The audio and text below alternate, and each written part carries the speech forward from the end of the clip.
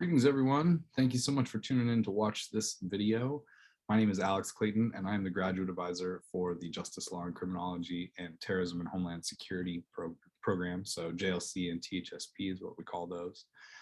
And I'm making this video today specifically for students that are applying to the combined program, not only in my program, but in other programs as well. So this video is designed for all of the SPA combined programs, to go over a couple of important things that are kind of similar and shared between all of them, right?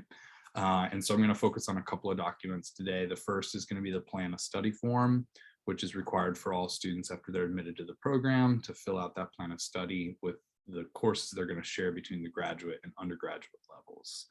So I'm going to cover that, and then I'm going to discuss the terms of agreement form, which is a document that's needed to complete the application. That form doesn't live anywhere else except in the advisor's files. So it forces the students that are applying to these programs to have a conversation with us as the advisors to make sure you understand the programs, you understand the graduate programs, as well as the unique nature of the combined program. So I'm going to go over that terms of agreement form. And then we also have an SPA addendum that we've recently tacked on to the terms of agreement form to clarify a couple of other important issues for students. So this video is not meant to focus on the programs themselves, like the JLC program and how many degree, the degree requirements, how many credit hours are required, right? So I'm not covering any of that, JLC, THSP, MPP, MPA, any of that. What I'm covering are the kind of things that are shared for these combined program students. Okay, so at this point, I would encourage you to reach out to your graduate advisor if you have questions about your specific programs. If you have questions about your eligibility for the program, you should contact your undergraduate advisor. And if you have questions about the application process, you should contact the SPA graduate admissions team. So SPA app at american.edu is for questions about the application process. And then any other questions about the kind of graduate program in terms of applying, being accepted, merit aid, any of those questions can go to spagrad at american.edu. So those are the two email addresses, SPA app and spagrad at american.edu.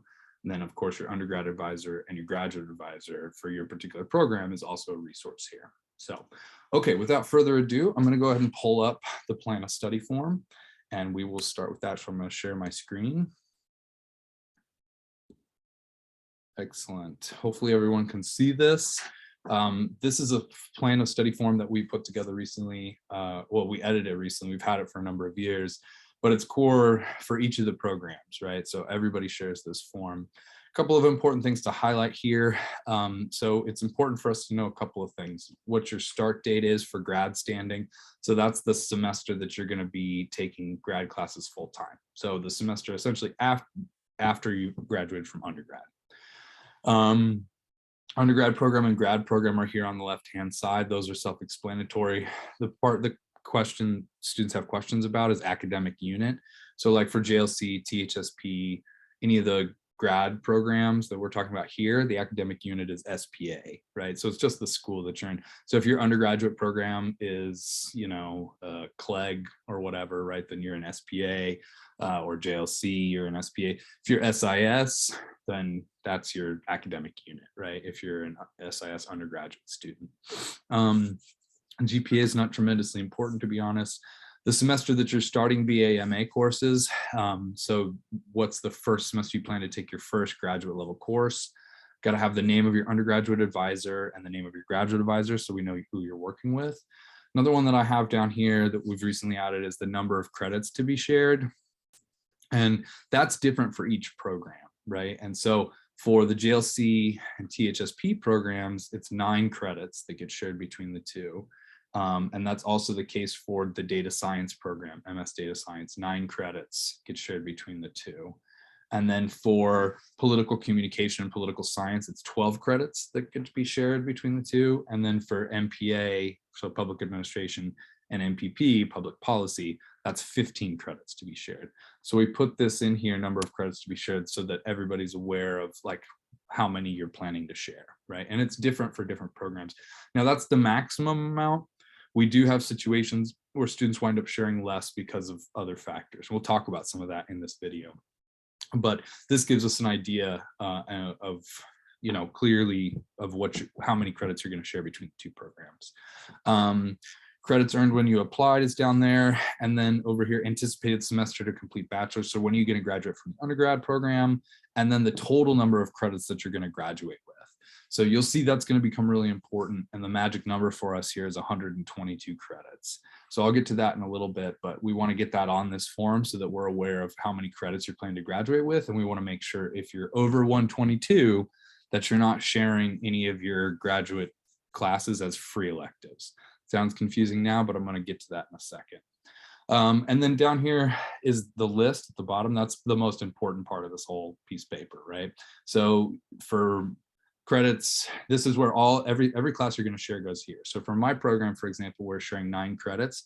This is going to have 3 classes on it, right? Three credit classes. If you're sharing 12 credits, it'll have 4 classes. And if you're sharing 15 credits, it'll have 5 classes. But either way, when you fill the form out, you want to have all of your classes listed here. So even if you're only taking 1 class in your first semester, and you still have like 2 more semesters in undergrad, and you're going to take 1 class in each of those semesters, you still need to list all 3 classes on this form, right? When you go to fill it out for the first time. And we do that for a couple of reasons, right? We want to have an idea of where you're going and what you're trying to do in the future. And then we can always update it in future semesters. Let's say you put a course on there for a future semester and it's not available in that semester, we can update the plan accordingly. It's no problem, but we do want to have a full list of courses for your particular program so we have an idea of where you're headed with things, okay? So on the left, it's the course number. In the middle, it's the course title and the semester you're taking it in. So if you're taking 3 courses and they're each in different semester, it'd be fall 22, spring 23, and fall 24, right? So that way we know what the course name, but also the semester you're planning to take it in. And then the final category over here is BA requirement being replaced. So for cross-listed classes that are 400, 600 classes, then the course number would be like for JLC, it'd be like JLC 622, course title, Advocate Offenders in Society, semester taken fall 22, and BA requirement being replaced is JLC 422, right? Because that class for us is cross-listed. So it's offered at the same time, same professor, same name for the class, all of that stuff. It's just one is taken at the graduate level versus the undergraduate level. And so that 422 in theory is a required class or whatever on your list. And so taking the exact same class at the graduate level is a very easy switch out, okay? There are a couple other ways that we can share credits, and I want to talk about those now as well. So the first one, like we said, is the kind of primary way we like to share credits, which is to find a class that you still need to take as an undergraduate that is also offered at the graduate level and have you enroll in that class, right? And so this 422 is a great example, right? 422 and 622, same name, same number, same instructor, same time. The only difference is you're taking it the graduate versus undergraduate. The second category of how we share classes is kind of similar, and that's for classes that are similar in name or topic, but not the exact same. So the example I'll give is in our department, we have JLC 309 at the undergraduate level, which is Justice and Public Policy. Now that's a 300 level class, so by default, it can't be cross-listed. Only 400 level classes can be cross-listed. So a 309 class is not going to have a direct grad equivalent. However, in our department, in our program, we have a class JLC 610, which is current controversial issues in justice and public policy.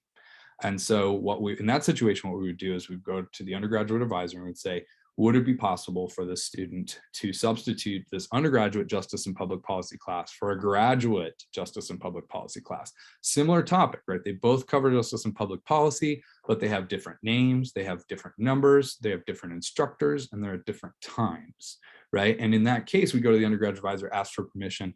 They send it up to the program director for the undergraduate program. 9 times out of 10, if the request makes sense, it gets approved, right? And so we just want to make sure that we're clear about what things are counting for what, and that we have kind of equivalent courses in terms of topics and things like that, enough similarities. Once that gets approved, then boom, we grant permission and you register for the 610 class, which for your undergraduate degree is going to count for JLC 309, right? So that's the second category, is like similar classes, but not the exact same. The final category by which we should share classes is through free electives. And free electives you may or may not be familiar with, but these are credits at the undergraduate level that can be any class, right? So you could take yoga or underwater basket weaving or modern interpretive dance, right? Or whatever you want to take, and it will count towards your degree because you just have to fill up with credit hours. A lot of students use transfer credits, take those in and fill free electives with transfer credits. But one way or another, in theory, free electives are the easiest way to share classes because it can be any graduate level course, right? So we have a ton of flexibility when it comes to using a grad level course to meet a free elective requirement. However, there's a very specific rule in this program that states that if we share credits through free electives, we are limited in the number of credits you can graduate with. And if you go over that number of total credits, you won't be allowed to share the full amount of graduate and undergraduate credits. So the example I said earlier, the magic number is 122. So let's say you graduate with 123 credits, and one of your 3 classes for my program, or one of your classes that's shared, is a free elective class. Because you've gone over by 100 and, by 3 credits, essentially one of your shared classes won't be allowed to be shared, right? It will only basically count at the graduate level, I believe. No, it will only count at the undergraduate level, actually. It won't be allowed to count towards the graduate level. Even though you took it as a graduate class, it will only stay in your undergraduate transcript because you graduated with 123. So what the registrar says in their sheet is 120. And so because you went over that number by 3 credits, now you have to subtract those 3 credits from what you can share. So for me, instead of being able to share the full 9, you would only be able to share 6 credits, right? And if you graduate with 126 credits, which is 6 credits over that limit, then instead of sharing 3 classes, you could only share 1 class because you went over that 120 number by 6 total credits, which means those 6 credits cannot be shared, right? So my point here, and I'm not exactly sure why they did this. I think it's because the undergraduate tuition rates are cheaper than the graduate tuition rates, and they want to discourage students from taking classes they don't need to take as free electives at the graduate level and paying less for them. But whatever the reason, created a bunch of complexity for us. And so if you are sharing through free electives, and this is especially for people that are applying later in their program, like second semester of junior year, right? And you only have 2 or 3 semesters to share classes. Sometimes you've done a lot of your prereqs and a lot of your other required classes. So free electives are what you have left. And if that's the case, we have to be very strategic and make sure that whatever you're taking, we don't exceed that 122 credit limit. Okay. So again, just to reiterate, 3 ways to share classes. The easiest, clearest way is just to take the same class at the graduate level. Another way is to take a similar class and get it approved to count towards the undergrad. The third way is through free electives, which gives us a lot of freedom in terms of which classes are counting towards what, but really restricts us when we talk about the number of credits when you graduate and our ability to share between the 2 programs. Okay, so either way, those are the rules. That's how we share credits. And it's important that we get all of that information captured on this plan of study form so that you as the student, me as the graduate advisor, and your undergraduate advisor are all aware of all this information. What classes you're going to take, when you're starting in the program, when you're finishing your undergrad, when you're, when you're starting in the graduate program, the names of your advisors, all that information gets captured in this piece of paper so that if we have any questions, we can pull this up and easily access that information. Okay. Now, this plan of study form is essentially like a contract, right? Which means that once you fill it out, you send it to, and you get it approved by your undergraduate advisor and your graduate advisor, it's now a contract. Everybody's signed it, right? If we need to make changes to the contract, because like I said, things happen, you plan your classes out in advance, and sometimes a class isn't available or it gets canceled or something else comes up that looks cooler or more appealing. Changes to the plan are fine, but just like a contract, any change to the plan has to be signed off on by all parties to the contract. And this happens to me a lot, where a student will send me a plan of study and they'll say, hey, Professor Clayton, this class I wanted to take is full, and so I'm going to switch over to this other class instead. Right. And they didn't CC their undergrad advisor. There's no signature on the plan of study. There's nothing to me that indicates that the undergrad advisor has viewed this material or approved this change. And when that's the case, I send a nice response that says, great, get your undergrad advisor to sign off on this and provide their approval, and I'm happy to register you for the class, right? So my point is, don't just send it to me. Don't just send it to your undergrad advisor. Send it to both of us, right? Make us aware of the situation. And then if there are any issues, we can both chime in, and then we're not sending 18 emails to different people. So the name of the game here in this program is coordinating, right? And being responsible for this, for education, right? This is a graduate level program. You're in the program, or you're applying to the program because we think that you have the maturity, the intellect to handle this kind of thing. So we trust you to do that. And we grant you a great deal of responsibility in navigating this program. But sometimes undergraduate students don't quite understand that. And they wind to their own detriment, right? And they wind up not getting into the classes they want, or not being able to share the full amount of credits because they're not paying attention to all of these subtleties and complexities of the program. And again, we're here to help undergrad advisors, grad advisors, but this is not our program, right? This is not our education. We are here to assist you in your education, right? Which includes taking ownership of this form and making sure that it is complete, accurate, and approved by all necessary parties before you request permission to register for classes, okay? And just to be clear, registration for classes is granted by the graduate advisor, not the undergraduate advisor.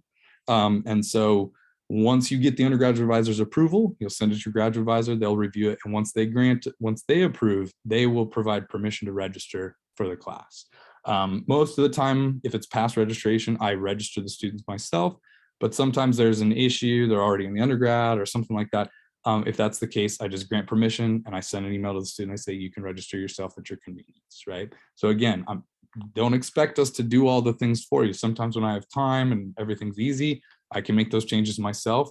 But at the, what my job here is to grant permission, to review and grant permission. And so it's the grad advisors that do that. So if you need permission for specific classes, you got to contact the grad advisors, but do not do so without approval for any change to this plan of study from your undergrad advisor as well, okay?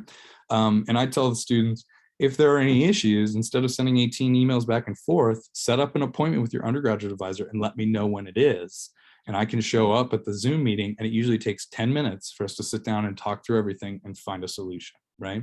But if we don't do that, we can wind up emailing back and forth for 2 weeks and not finding a solution. So if it's a complex issue, I recommend just making an appointment with your undergrad advisor, letting your graduate advisor know when that is, and requesting that they come to that meeting if possible. And again, like I said, it usually only takes 5 to 10 minutes for me. So, all right, and then down at the bottom, that's where the signatures are. Post-COVID, after the COVID era, we're not necessarily signing every document. We can use emails as approval, that counts, but there has to be documentation somewhere, whether it's in an inbox or a signed form or whatever, there has to be documented approval granted, okay? All right, so that is that for the plan of study form. Next, I'm gonna move on to the terms of agreement form. So a lot of this stuff in here, we've already covered, but there are a few other things that I want to talk about. So this form will be signed by you as a student and then uploaded as part of the application. So it is a necessary part of the application. So we'll just go through each of the points here. So up here at the top is the legal mumbo jumbo, basically says that you are subject to both the graduate and undergraduate regulations. They are substantially similar, pretty much the same, but there are a few important things about this program in particular that we're going to talk about. So number one, upon admission to a combined bachelor's master's program, a student must devise a plan of study with his or her undergrad and graduate advisor, which details the required undergrad coursework, including which credit will be shared between bachelor's and master's degree. Changes to the agreed upon plan of study must receive prior written approval of the student's advisor, I should say advisors, as it may change the amount of credit that can be shared. Okay, so literally number one in the regulations is this plan of study. So that's why we spend so much time on it, why we harp on it, and why it is very central to us granting permission, right? And the idea here is that any higher up can walk into any of our offices at any time and say, show me so-and-so's plan of study form. And it needs to be complete and approved, right? In order to be valid. And if not, then we all get in trouble, right? So number one on this list is that plan of study. And sometimes I don't think students understand how important and central that plan of study is for things moving forward. Now, it works differently for different programs. I know that with the MPP and MPA programs, because you're sharing far more credits, the advisor for that program, Janet Nagler, usually asks students to have the plan of study completed before they even apply to a program, right? For JLC and THSP, we're only sharing 9. We have a lot more flexibility. So I actually encourage students to go ahead and apply to the program. And then once they're accepted, they fill out the plan of study as their first step afterwards, right? But one way, so regardless of when it happens in the process, right, it's there in every single program, and it's near the beginning before registration can take place for graduate classes. Okay, and then again, that changes to the agreed upon plan of study must receive prior written approval. So that's that. This plan of study is like a contract. Any change to the contract has to be signed off on by all parties, or it's an invalid contract, right? Okay, number 2, this gets at the credit sharing piece that I was talking about with the plan of study, how we share credits and how we're restricted, right? So credits shared between the 2 levels must be taken at the graduate level. That's important. I had a student just not too long ago, it was in a 400 level class that's cross-listed, and they said, oh, I'm getting graduate level, I'm getting graduate credit for this class. No, you're not. You have to be registered in the graduate level of the class. Even if it's a split level, you can't be registered in the 400 level and still get graduate credit for it. So they wound up not getting graduate credit for that class, right? Because of that misunderstanding. So I want to be very clear, to get graduate credit, it has to be a graduate level class. And from the university's perspective, any class that's 500 level or above is a graduate class. Now, by and large, we don't really have any 500 level classes in SPA anymore. 500 levels were these ones that either grad or undergrad could register for, and they would count for both. So it's kind of like our split levels, 400, 600, but you need permission to register for 600, and you don't for 400, and you didn't need permission for a 500 level. So if you look around, like ITEC, the Information Technology Department, they have some 500 level classes. I think the Psych Department has a couple of 500 level. There are some around, but not many in SPA, right? So it's 500, mostly for us, it's 600 level or above. And it have to meet degree requirements for each degree. This is on the graduate side, I'll leave this to the graduate advisors. I know that from my program's perspective, because these are your first credits in the program, we have a lot more flexibility. We can kind of fill in odds and ends with your undergrad. What works for your undergrad, we can prioritize picking courses that really work for your undergraduate requirements and then making them work for your graduate requirements, because the JLC and THSP programs are very flexible like that. We've designed them to where, hey, if it's JLC related and it's the grad level, it's going to count towards a JLC degree, right? Even if it's just as one of your electives, we've made that to where highly flexible. Now, I don't know how it works for other programs, but my point here is it has to meet the requirements for both degrees. Sometimes one program is going to be a little bit more stringent, or it's going to need specific things more than the other will. So you're going to want to be strategic about how you're selecting these classes to make sure that you meet those undergrad requirements, because again, once you're done with undergrad, you can always fill in the back end once you're a grad student with anything that's missing, right? And because you already have stuff out of the way, you'll already be here to register. You'll be first in line to register for those classes when you're a grad student. And so you get an advantage over somebody who's starting in their first semester, for example, right? Because you'll be first in line to register. And then limits on credit sharing are detailed in the academic regulations, but basically credits at the graduate level can only be shared if A, they satisfy major requirements for the bachelor's degree. So those are classes that are listed on your sheet for the undergraduate degree that say you have to take, 4 out of these 10 classes, right? It lists 10 different classes and you say you've got to pick 4, but it gives you specific numbers, right? So that's the satisfy major requirements for bachelor's degree.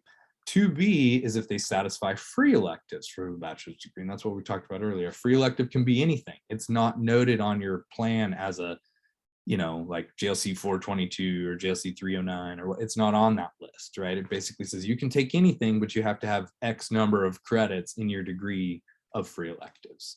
All right. But then, as I was saying, however, all available undergraduate transfer credits must be used to satisfy free electives before using graduate credits. It's really confusing, but basically it means students who complete their bachelor's degree with over 120 credits will be limited. It says maybe, but it should say will be limited in the number of graduate credits shared through free electives. So again, if you graduate with 123 and you shared one class through free elective, that's one class that you won't actually be able to share. It's just going to stay as an undergrad class. It will not count towards a graduate degree. If you graduate with 122, then that's okay. 120, 121, 122, that's okay. The full amount can be shared.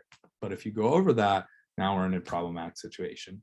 The other thing too is if all three well, I say three because that's for me, but if all the classes that you share are degree requirements, they're on your list, then you can graduate with as many credits as you want. You could graduate with 126 if all of your shared credits are on your undergraduate required list, like JLC 422, JLC 309, those listed classes. If they're replacing those listed classes, then you can exceed 120, but that's pretty rare, right? And so that's why we pointed out, we really make a big deal and emphasize this 120, 122 magic number, because it does restrict us pretty significantly. Okay, I hope that makes sense. If you have questions about it, follow up with your advisors about that. All right, number 3, very, very important. Students must have a cumulative GPA of 3.0 or higher when they complete the undergrad degree to share credits. Now, most of you are here. We don't let students below 3.0 really apply. So you're all here because you have a good GPA. So I don't really worry about this too much with students, but I will say, you're here for a reason. Make sure you maintain that and that you graduate with higher than 3.0. And if not, if your GPA is below 3.0 when you graduate, only grad courses with grades of B or higher are going to be allowed to be shared, right? And so, again, it's not a problem if you graduate with more than 3.0, and it's not a problem if all your grad classes you get a B or higher. So nobody told me this when I started grad school, but in grad school, B is the new C, right? So they say in undergrad, C's get degrees. Like at the graduate level, B's get degrees, because anything below 3.0 goes on probation at the graduate level. And so a B is not a good grade at the graduate level. A B is that's a C. So you really want to be aiming for A's, A minuses, and B plus. B plus is kind of like the new B or B minus. So just keep that in mind. Nobody told me that when I started, and I got like a B plus, and I was like, woo, and they're like, that's not that good. Oh, okay, good to know. So again, just be shooting for those B or higher, and things are a little bit different in terms of the grading scale at the graduate level. So, all right, number 4, this is subtle but important. Financial aid that gets awarded for undergraduate studies may not be used for courses that will only count towards the master's degree.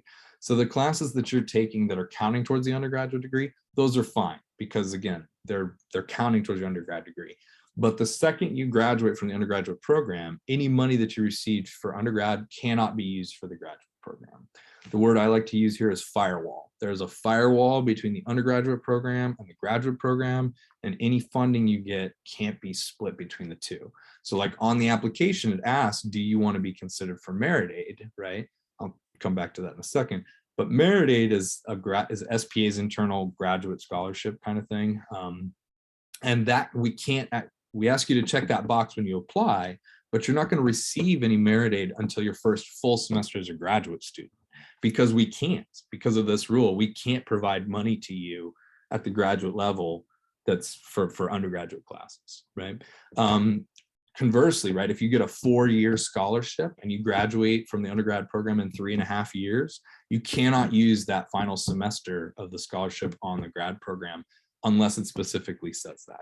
There are a few scholarships and grants that say they'll be used for both, but most of the time, stuff that's awards for undergrad can't be used for grad, vice versa.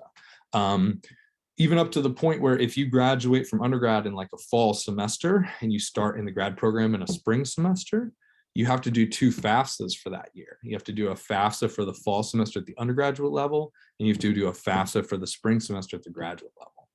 So if you graduate in the spring, it's not a big deal. You've done your FAFSA for that year, and then you do another one for the next year. But like even to the point where if you graduate kind of mid-academic year, you have to do 2 financial aid applications, 1 for each of those semesters, okay? So firewall is important, and if you have questions about funding, you should contact your AU financial aid counselor, or you could also contact SPA Grad, because they run workshops on how to fund a graduate education. So, okay, we're almost done. I hope you're sticking with me. All right, number 5, this is important too, right? So once all undergraduate requirements have been satisfied, a student must graduate from the bachelor's degree program. And this is important, right? It basically says that once, no matter what happens, you graduate from the program. So let's say you get to your last semester and you decide, you know what, I'm done with AU, I'm done with DC, I don't want to be here anymore, whatever. There's no penalty to you for not continuing this program, right? And in theory, there could be, because like I said, you're paying undergraduate tuition rates for graduate level classes. And in theory, the university could come back at you if you drop the program and say, hey, you owe us a couple $1,000s because we gave you graduate instruction and you paid less, right? They don't do that, which is great, right? So there's no penalty for dropping the program before you graduate or right after you graduate, okay? So that's nice. The other piece of this, though, is 5B. Once you graduate, you have to maintain continuous enrollment and become a graduate student the semester following graduation from the bachelor's program. So if you graduate in spring, you have to be enrolled in graduate classes in the fall. If you graduate in the fall, you have to be registered in graduate classes that next spring, right? And the idea here is to incentivize students to continue on through the program. I don't know if you're aware of this, but a lot of students who would, if you take a break, half of them wouldn't come back, right? If you take a year off. And so in order to prevent that melt, the university said to incentivize completion of this program, you must maintain continuous enrollment from graduation from undergrad to starting the grad program.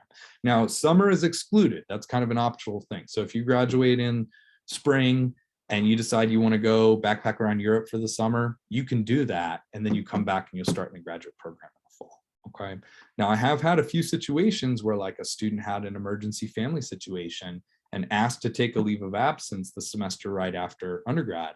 And the university said no, right? And they pointed to this rule. And so what we were able to do, we were able to work out, we found a 1 credit weekend class. The student had to come to DC to take care of something anyway. So we planned it out to where they came to DC for that 1 credit weekend class, attended that class, and then resolved the issue and came back full time the semester afterwards. But we were really close to not being able to do that. So even 1 credit of graduate level instruction counts. It will meet this requirement. But needless to say, I was disappointed that the university reacted that way. But again, that's what we're given. These are the regulations. And so just be aware that that continuous enrollment is an important part of the degree. Now, you can take classes in the summer. You don't have to take that off or not. But you want to be very clear, if you're going to continue the program, you want to be registered as such, right? Because if you decide, like, you know, to go backpack in Europe and you're like, you know what, I'm going to stay here another semester, you come back. When you come back, you have to reapply like a normal student off the street would. And all of those classes that you took as an undergrad are not eligible to be shared anymore. So that eligibility to share courses is based on continuous enrollment. Okay, so there's no penalty to dropping out of the program, but you wouldn't get any benefit if you changed your mind and came back. So hope that makes sense. Okay, now down at the bottom, there's the other half of the legal mumbo jumbo saying that you understand what we just talked about, what you just read. You will print your name out and date it, bachelor's degree program and the name of your undergrad advisor, master's degree program and your grad advisor's name, my name if I'm your advisor, or Bob Briggs or Janet Nagler, and then your signature. So we don't need to, your advisors don't need to sign this, only you. And then you will upload this terms of agreement as the last piece of your application before you submit it. So this is part of the application materials. They just want to have this on file to go over with you. All right, the new addition here I wanted to talk about is this addendum that we have added onto the terms of agreement form. So this does not need to go with the application. This gets sent to your advisors, right? So once you complete the application, or, you know, once you upload the application, send this to your undergraduate and graduate advisors to acknowledge that you've completed your application and that you understand all of this. So these are points of emphasis that we wanted to add on to the terms of agreement form, and we wanted to emphasize for SPA specifically, because the terms of agreement form is across the university. So these are a little bit more specific for what we wanted to emphasize. So number 1, I understand that the program I am applying to allows for a maximum of X number of credits to be shared between the graduate and undergraduate levels. There are some questions sometimes from students, right? They'll come to me and they'll say, how many credits can be shared? Is it 12? It's pretty upsetting. Like, there's very clear numbers. It's posted. We talk about it when we come in, right? So the expectation is when you apply to the program that you know full well how many credits can be shared. So this, you're going to write that number in. If you're in JLC, THSP, data science, it'll be 9. If it's political communication or political science, it'll be 12. And if it's MPP or MPA, it's going to be 15, right? So that's the maximum number. Again, sometimes situations happen and you can't share the maximum number. That's okay, but we just want you to be aware of what that maximum is. Also, it says, I also understand that if I exceed this number of credits of graduate level courses, I will not be allowed to share the full amount of credits between the programs. So it's just reiterating, because if you take 12 credits, my program only allows 9. So that final class, it's only going to be in your undergrad transcript. Like the registrar will literally not allow me to pull that out of your undergrad transcript and place it in your grad transcript. So that's on your own peril, I suppose, right? But we just want to make sure everybody's clear about the maximum number of credits they can share, because it's different for each of the programs. Number 2, I understand that if any of my shared courses are counted as free electives at the undergraduate level, I cannot graduate with more than 122 credits and still share the full amount of credits between programs.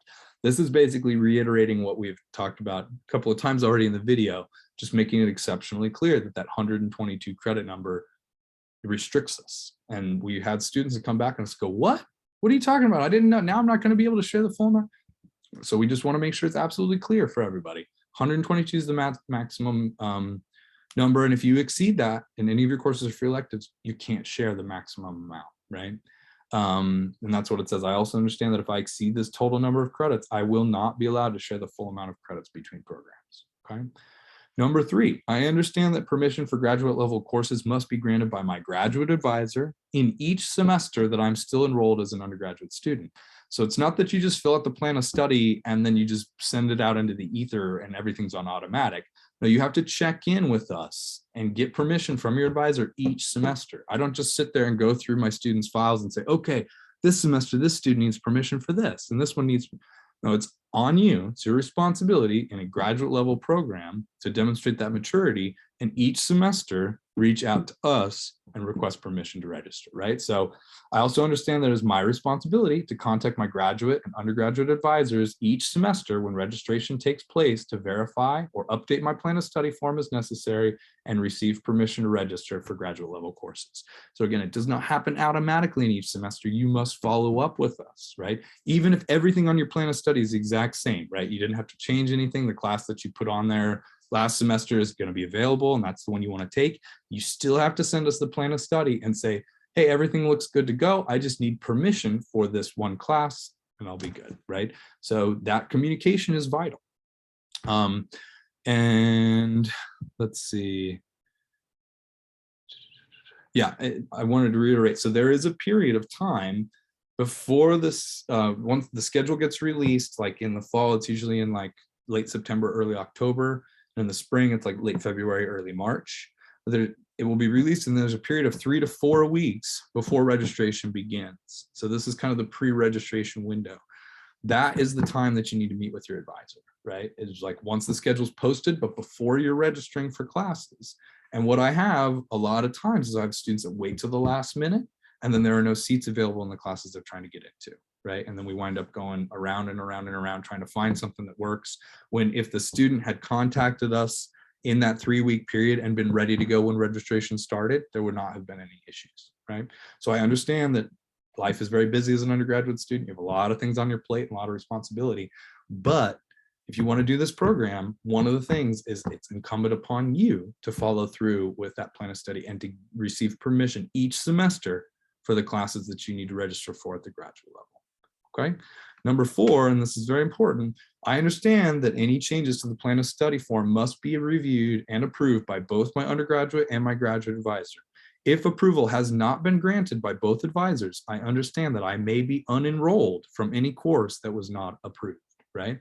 I don't think this is going to happen very often, but if you're not following the procedure to get into the class, I need to save that spot in that class for a full graduate student. And so if you're there without receiving the proper approval, then we will remove you from that class and enroll a graduate student in that place, right? And I only say this because this is not like it's a privilege to do this. It's not like it's an automatic right that's granted to you. We still have hundreds of graduate students that need to take these classes, right? And they need those spots. And we really want to prioritize our combined program students when and where we can. But there are other times where if you're not following through, or if you're not doing the things that you're supposed to be doing, I have a lot of other graduate students that are, and they need that spot more than an undergraduate student does. So this is not to be harsh, but it is to incentivize students to be very thoughtful, strategic, and purposeful with their course selections, and making sure that they receive proper approval for each class at the graduate level that they need to register for. Okay. Now I know this sounds a little strict, right, in some ways, but one of the reasons we have to do this is because we have had a lot of issues with students falling through the cracks, not following through on things. It's a difficult population to kind of keep track of because you're still considered undergraduate students. So when I produce a list of graduate students, your names aren't on that list until you've graduated from the undergrad program, right? And we have our own internal mechanisms for tracking that. And over the last 2 years, we have greatly improved this program. But we're also seeing increased numbers, and that creates a bunch more hurdles for all of us, right? Both the undergrad advisors, the graduate advisors, the students, the application people, the graduate program directors, right? We're all having to kind of adjust to this. And so by setting this up clearly at the beginning, what the role, responsibility, right? What you have to do this, what falls on your plate versus what we need to do for you, that will help, I think, streamline this process, right? And again, this is a graduate program, right? And the expectations are different at the graduate level than they are at the undergraduate. So a few other just quick things about the application. If you're still looking to apply, if you've already, basically done with the application, you could probably turn the video off now. But if you are still working on the application, a couple of things. So first of all, when you select the application, make sure that you select the combined program application, right? Because there are, like for my program, there's a MS-JLC, MS-THSP, but you want to make sure you're doing the BA-MS-JLC, BA-MS-THSP, because if not, then the application program won't sort you properly. It'll see you as a regular grad student, and then it makes it really hard to grant permission and track students and stuff. So just make sure that when you go to fill out the application, you're filling out the correct application for the combined program that you want to apply to. Another piece of this that's kind of important, when you open up the application, it's going to ask for all your demographic information and background and stuff like that. And then it's going to ask you to submit it. And you're going to think, well, that's weird. Where do I put my letter of, my statement of purpose? Where do I put my transcript? Once you submit the first part of the application, the next part will ask you for all that additional or supporting documentation. Okay, so I've had students ask about that, like, well, I don't want to submit it because I'm not done submitting. What it's asking you to do is to submit that first part so that you can get to the second part, which is all the supplementary documents, right? So make sure you're speaking with the application, with SPA app about what those application materials look like. I will say for the letters of recommendation, it works a little differently than some do. So you don't need to collect a letter from anybody. That's not how it works, right? It's basically a 3-stage process for letters, right? So the first stage is to identify your 2 recommenders and write them an email and say, hey, so-and-so, I'm looking to apply to this program, and I was wondering, would you be willing to write me a letter by so-and-so date? And that's important. You want to give them a timeline, right? And if they say, no, I can't get it by that time, then you find somebody else, right? And if they say, yep, that's great. So then now second stage is to follow up, reply to them, say, oh, that's awesome. Thank you so much. AU will be in touch with a link on how to submit the letter, right? And so once they agree, then when you go in, you're going to put in the application part of things, you're going to put in the recommender's name, their email address, even like a quick note, hey, professor, blah, blah, blah. Thanks again for agreeing to do this. And when you click submit, the system will automatically generate an email and send it to your recommender. And then your recommender opens that email, they click that link, and then that will take them to where it gets submitted. So like I said, you don't need to collect letters from anybody. You need to ask if they're willing to do it, and then make sure that you give them a timeline. And then 2, once they agree to do it, you need to follow up and say, great, AU will be in touch with how to submit the letter. If you could submit it by so-and-so date and remind them of that date. And then the third stage is important too. And that is, once the letter gets submitted, you will receive an email that says so-and-so has submitted this letter on your behalf. If you don't receive 2 of those by the date that you gave to your recommenders, you need to follow up with them, right? And say, hey, professor, I was just curious if you had a chance to write that letter and submit it yet, right? And 9 times out of 10, right, they'll be like, oh yeah, I'm on it, I'll get it by the end of the day or whatever, right? But what I've had is I've had applications sit in the queue for 2 months because one recommender forgot to submit a letter and the student didn't follow up with the recommender, right? And again, we don't sit there with your applications open and say, oh, Susie Q is missing 1 letter of recommendation. You know, we have hundreds of students coming through the pipeline every semester. We cannot do that. And so it's, again, incumbent upon you as the student to understand that the letters are coming in externally, watching out for those emails that say when they're submitted. And then if you don't get those by the dates you've set up for your recommenders, to follow up with them and ask them to fill it out, right? Because then when they submit it, boom, now your application's done, it can be reviewed. But until all of those pieces are there, statement of purpose, transcripts, letters of rec, the terms of agreement, signed terms of agreement, until all that's there, application's not complete and it can't be reviewed until it's complete, okay? There's another thing about the application, there's a box on there for the merit aid, right? I mentioned that a few times.